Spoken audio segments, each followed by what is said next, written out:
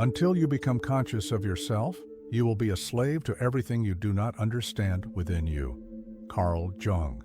This simple yet powerful statement captures one of humanity's greatest quests, the journey to discover oneself.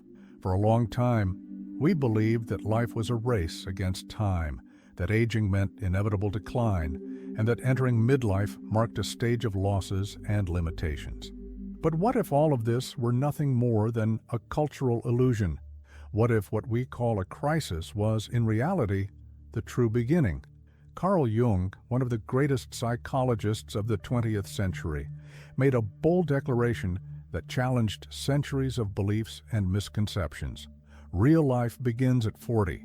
Until then, you are just doing research. Carl Jung. These words resound like an invitation to look beyond the fear of aging and to view midlife as the stage when we finally come closer to our authentic selves. It is not an ending, but an awakening. And it is precisely this transformative journey that we will now explore together. The first half of life, preparation.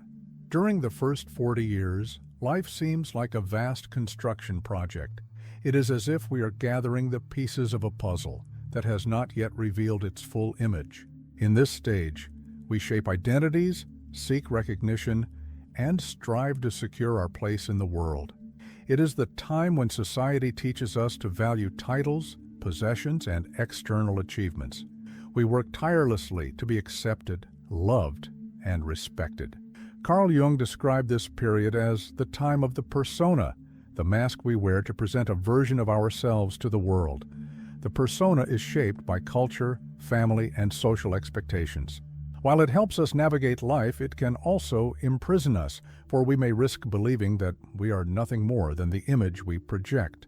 The person who looks outside dreams. The one who looks inside awakens. Carl Jung. This first half is necessary, for without it, we would not learn how to live in community. We build careers, relationships, and reputations. Yet, despite victories, a silent emptiness often lingers. Unsettling questions arise. Who am I beyond these roles? What truly drives me? This is the research period that Jung spoke of, a laboratory of experiences, mistakes, and lessons that prepares us for something deeper. It is not yet the awakening, but the foundation upon which it will be built. And as we approach 40, we begin to notice the first cracks appearing in this construction. The cracks in the persona, the awakening of midlife. As midlife approaches, something subtle yet powerful begins to unfold. Roles that once seemed solid, such as the successful professional, the devoted parent, or the reliable partner, start to reveal fractures. What once brought pride now begins to feel restrictive. Suddenly, the mask of the persona weighs heavier than it protects. It is at this point that the questions which change everything arise. Am I living the life I truly want? Is this all there is? These restlessnesses, often suppressed by routine, grow stronger, demanding answers. To society, such questioning may appear to be signs of crisis, but to Carl Jung, they are profound calls toward transformation. Until you make the unconscious conscious, it will direct your life, and you will call it fate. Carl Jung. This reflection creates the space for what Jung described as the process of individuation, a path that invites us to go beyond masks and seek the true self. The discomfort is not collapse, but the beginning of awakening. Recognizing that much of our lives have been guided by the expectations of others is unsettling, yet it is also liberating. Life up to this point has been research. Now we begin moving closer to essence. The cracks in the persona do not represent destruction, but the opportunity to see the light hidden behind the walls we built. And it is through these fractures that the deepest process begins to emerge. The process of individuation, becoming whole at the heart of midlife, arises the most transformative opportunity Jung described. Individuation. This concept does not mean isolation or selfishness, but the process of integrating all parts of our psyche, making us whole. It is about abandoning the illusion that we are only the persona and recognizing that within us exists far more than the roles we perform. One of the central aspects of this path is the encounter with the shadow. The shadow contains everything we reject or conceal about ourselves: fears, insecurities, repressed desires, and flaws we prefer not to admit. Facing it is no easy task, for it demands courage to look directly at what we have spent a lifetime denying. The most terrifying thing is to accept yourself completely. Carl Jung. And yet, it is in this confrontation that true freedom resides. By embracing the shadow, we cease to be its captives. What once appeared as weakness or shame transforms into a source of self-knowledge. It is only when we accept both the light and the darkness within us that we move closer to wholeness. Individuation does not occur overnight. It is a continuous journey composed of quiet questions, conscious choices, and inner confrontations. It is a process of spiritual and psychological maturation that redefines how we perceive life. Thus, what the world calls a crisis can instead be seen as the beginning of reconstruction, no longer research, but a true inner birth, from crisis to opportunity, the dismantling. Many call this stage the midlife crisis, as if it were an inevitable collapse. But Carl Jung invites us to view it from another perspective. Instead of seeing destruction, he points to the possibility of rebirth. It is a period in which life dismantles what no longer serves us so that we can rebuild something more authentic. Researcher Brené Brown describes this moment as a dismantling, a stage where we set aside who we thought we should be to make room for who we truly are. This transformation can be painful, marked by losses, radical changes, or uncertainties, yet it is also profoundly liberating. Viktor Frankl, psychiatrist and Holocaust survivor, emphasized that the primary driving force of human life is the will to find meaning. When we reach midlife, this desire becomes even more urgent. We no longer accept living according to someone else's script. We crave authenticity, purpose, and significance. Carl Jung reinforced this idea when he said, "Do not cling to someone who is moving away from you. Your life is not behind you, it is ahead." Carl Jung.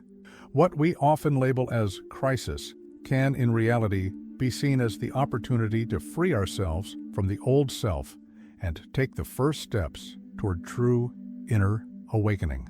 The second half of life, the true beginning. As we cross the threshold of 40, our priorities shift in an almost silent way.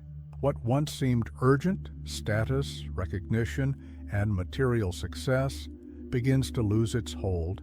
In its place arises a different, deeper desire to live with meaning.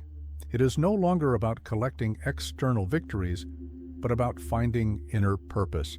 Scientific studies reveal that at this stage, the brain reaches a new emotional balance. We become less reactive, more reflective, and better equipped to face life's challenges with calm and clarity. This maturity allows us to make decisions not out of fear, but grounded in the values that truly matter. It is at this point that the second half of life reveals itself as a genuine beginning. We stop living on autopilot and start making choices with intention. We no longer need to prove anything to anyone, only to align our actions with what resonates in our hearts. The privilege of a lifetime is to become who you truly are. Carl Jung. This statement echoes as the essence of this phase. The real privilege is not in amassing external achievements, but in finding the courage to live according to one's own truth. It is here that we truly begin to awaken to a full life. Self-realization and wisdom. In the second half of life, the pursuit of self-realization takes on a deeper meaning. Abraham Maslow described this process as the fulfillment of the human being's highest potential.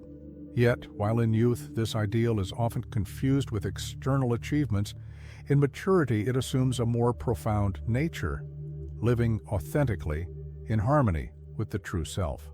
Those who go through this stage often describe a heightened sense of connection with themselves and with others. They stop being excessively concerned with the judgment of others and begin to value experiences that bring purpose, joy, and serenity. Life ceases to be measured by comparison and becomes guided by what generates inner wholeness. Carl Jung emphasized the importance of embracing not only our virtues, but also our imperfections. Knowing your own darkness is the best method for dealing with the darkness of other people, Carl Jung. This wisdom, built over time, allows maturity to be seen not as a burden, but as a gift. It is a stage where we learn to integrate both light and shadow, strengths and shortcomings, victories and pains. Self-realization, in this sense, is about fully accepting oneself and living with courage, without masks. The turning point. Reaching midlife is not the beginning of the end, but rather the start of something far more authentic and transformative.